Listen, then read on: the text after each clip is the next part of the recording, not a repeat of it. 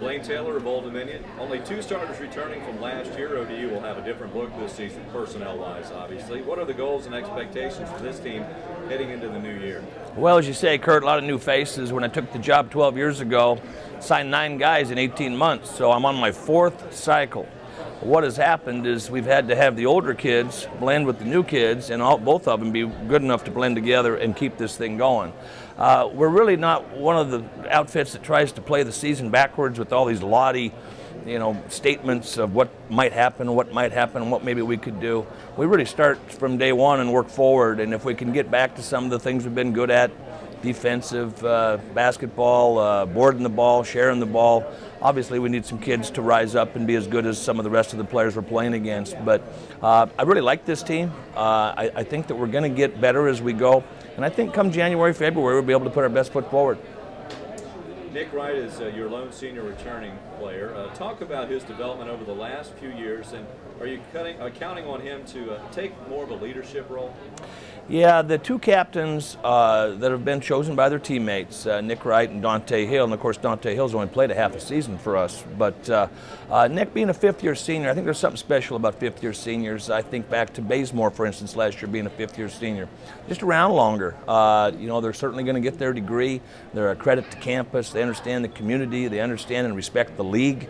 All that kind of stuff is something that can be transferred to the new kids and conveyed to them, and they got to be leaders in deeds and by example and by words. But I'm really counting on Nick to help us out, giving some perspective to our roster and the players on it. It appears several newcomers will play significant minutes for the Monarchs this year. Who are a few of the guys that we should keep an eye on? Well, I feel like a presidential debate trying to remember all the details and names because I've got so many new guys. I mean, 7 of our 12 guys are new. I think a name that would jump out to you probably is Deshaun Painter, who will be a senior transferred from NC State. And so Deshaun will probably be a little more ready than the freshman. But I've got a bunch of backcourt guys, and I'd be remiss, starting to mention names. But I've got 4 guards, and I think all of them have a chance to help us. You've guided the Monarchs to postseason play for 8 straight years. What has been the key to having success year in and year out, even though the roster is constantly under changing? Well, we've had continuity. I mean, my staff has stayed together for years. One assistant for 12, another one for 11, another one for 7. My secretary's been with me for 7. A woman put up with me for 7 years.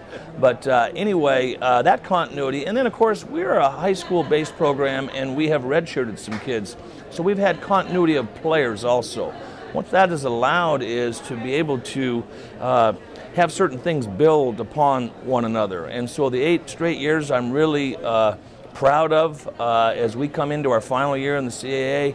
Everybody asks me questions about that, and I look back at 17 sports at our school that have participated in the Colonial for 22 years. I mean, I don't know how many coaches have coached in this league for longer than 12 years like I have, but I look back at achievements and accomplishments and relationships that I'll treasure.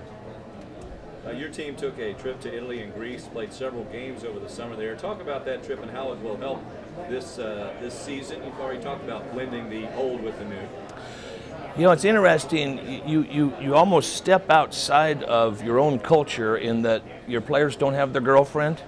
They can't use their phone. They can't text. And all of a sudden, you sit with your own child at dinner and they're sitting there doing this all the time. And all of a sudden you just get to know each other better. You come closer, you kind of galvanize yourself as a group, cement yourself together, and those friendships, those relationships will get you through the tough times, but hopefully take you to the good times. All right, that's Blaine Taylor, the Monarchs of Old Dominion.